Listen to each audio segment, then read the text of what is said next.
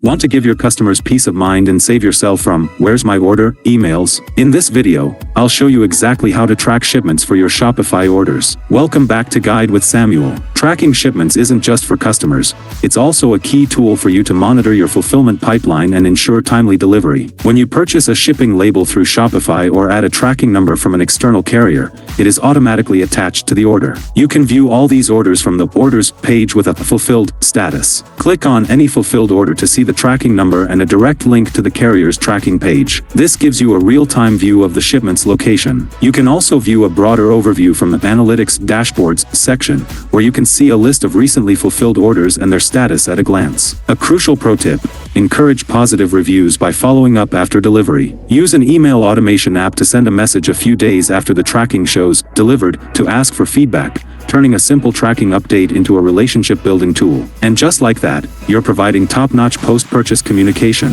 Effective shipment tracking builds trust and reduces customer service inquiries. How do you handle customer inquiries when a package is delayed? Share your tips in the comments. To manage post-purchase issues, subscribe for our next video on how to handle returns on Shopify. Thanks for watching.